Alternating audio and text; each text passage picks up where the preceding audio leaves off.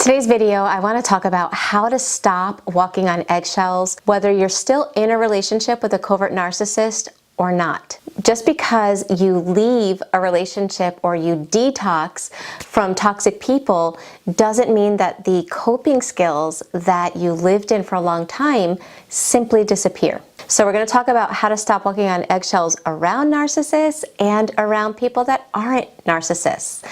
Okay, so let's dive in. For those that don't know me, my name is Michele. I'm the founder of the Thriver School of Transformation, which is a monthly membership where we meet weekly and we take everything that we're learning about healing complex PTSD and life after narcissistic abuse, and we learn how to put it into practice in our daily life. So if that's something you might be interested in, the link is always in the description box below. If you are with somebody that's a covert narcissist and you find yourself walking on eggshells, in other words, you never feel relaxed, you're always waiting for the shoe to drop, right? Where you never know when the rug is going to be pulled out from under you. If you're feeling happy or a sense of peace, it almost feels momentary and you can't ever really fully enjoy it because you're wondering when the other person is going to explode and take away those moments of peace. So what happens when you're walking on eggshells is you are constantly vigilant as to how the other person is going to be, is being, or how they'll respond, or what's going on inside of them. And it's crazy how covert narcissists train you in these subtle ways to be completely focused on them. They love when you're walking on eggshells because if you're walking on eggshells, that means they are so important that you can't even focus on you, that you can't even focus on your kids or on things that make you happy because your mind is consumed by them. And that gives them a tremendous amount of power in their own eyes. I wish I had known this years ago, but in a situation that I was in at one time in my life with someone that I feel is high on the scale of covert narcissism, I felt like I was walking on eggshells and I had this fear, right? Because when you're walking on eggshells, the underlying emotion that's going on inside of you is fear. As I was healing, and I remember thinking, well, what was I afraid of? Like, let me pause and kind of peel it back and see what was underneath that fear. And I realized that underneath that fear was that the other person was going to be angry. And I thought, okay, so my life wasn't in danger. You know, I wasn't going to get hit. Why was I so scared that somebody was going to be angry? Now, don't get me wrong. When a narcissist rages, it is a scary thing. Okay, but the reality is that as angry as that person could be, as much as they could yell, again, I wasn't going to be touched, and I knew that. So I had to peel it back even more. And I was like, okay, well, what did that mean to me? If this person gets angry, why is that so, like, I don't know, why does that cause me to feel like something life-shattering is about to happen? And it all had to do with the meaning that I was putting into it. And I had to realize that the meaning that I was putting into it was that if this person gets angry, somehow it's my fault. I'm to blame. And those watching, you guys, probably understand how that could happen, right? Because everything the toxic person feels, every negative emotion they feel is somehow your fault. In fact, everything is your fault. So I didn't even realize that what was driving my fear was the fact that I felt responsible for this person's anger. In other words, somewhere along the line, it became my job to do everything in my power to make sure that that person was not angry or would not get angry. Keep in mind, this was not done on a conscious level. I wasn't setting out to do that. But with the psychological manipulation, that's something that's very common. You start to feel responsible for the other person's anger, and then you start doing, thinking, saying, and acting in ways that you hope will avoid that anger or will help this person to not get angry, again, as if it was your responsibility.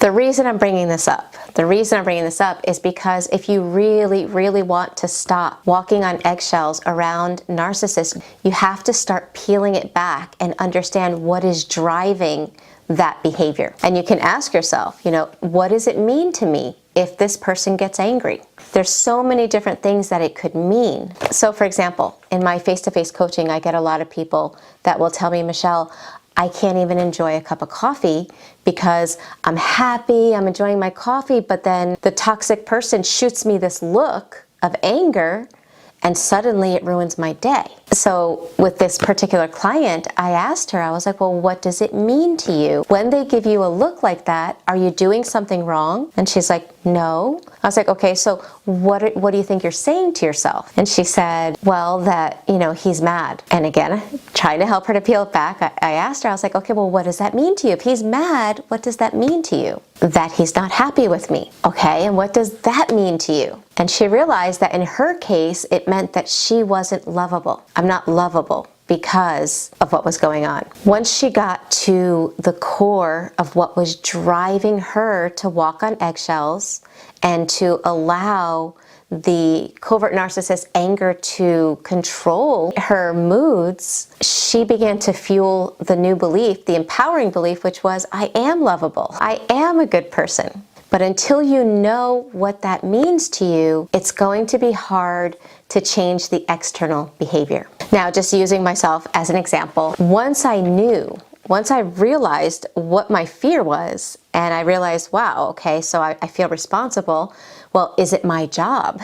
Is it my job to make sure that this person never gets mad? No, like we all have to be responsible for how we choose to show up in life. I was responsible for me, and this person was responsible for themselves. Once I really realized that, I started to show up differently, okay? In other words, my thinking, my mindset changed. Instead of the mindset being, if I do this, they'll get mad. If I do that, they'll get mad. No, my mindset was, okay, I'm gonna do this because this is good for me, or this is good for this situation. There's nothing wrong with it. This is a healthy behavior. If this person gets mad, that's their choice. I mean, I hate it. It sucks. It's not fun, but that would be that person's choice. And that's what helped me to break out of walking on eggshells, was getting to the point that I began to live life as me, regardless of how the other person reacted. And that's when I began to start feeling like myself again. Now, does that mean the covert narcissist changes? No.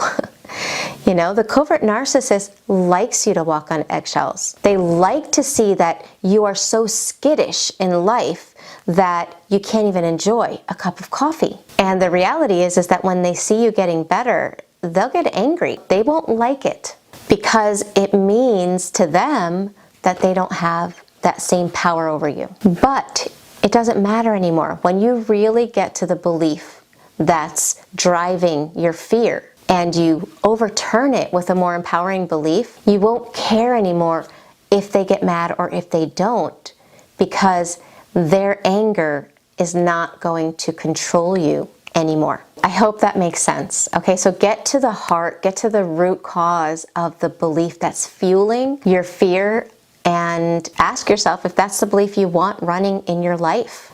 Or is that the belief that you have because of the manipulation that you've been going through? And if that's the case, and it's not the belief that you want, then all you have to do is start figuring out what's the opposite of that belief. What's the empowering belief that you need, and start living in alignment with that belief. Now I just want to talk about, what if you are around people that aren't toxic and you find yourself walking on eggshells? Just creates an imbalance in a friendship or in a romantic relationship, because you're not showing up authentic, and people can feel that. They may not know why, but they can feel that you're not showing up authentically. It might turn people off from wanting to be around you. It might create one-sided relationships, right, where there's not the same reciprocity. You tend to get taken advantage of. The bottom line is doing the same thing, peeling it back to figure out what the belief is the answer. In other words, if you are walking on eggshells around people that you don't know, you would have to ask yourself, what would I have to believe about myself that would cause me to walk on eggshells? Okay, I would have to believe that it's not safe to be me, or they're going to reject me if I'm myself, or I'm not likable, I'm not interesting, who knows? But you have to get to that belief, because no matter what you do externally to change your external behavior, if you don't overturn the belief, it's almost like you're going to be at war with yourself. Figure out what the belief is, and then start learning how to live in that new empowered belief, okay? And if you struggle with this, because this is hard. This is hard to do when you're trying to overturn subconscious programming. It's not something that you can watch one video and be a pro at, okay? It takes time. So if you're struggling, make sure you check out my Thriver School of Transformation, because these are the things we do on a weekly basis. We look at our beliefs, we learn how to upgrade them, we learn how to rewire the subconscious, and we learn how to put it into practice in our daily life.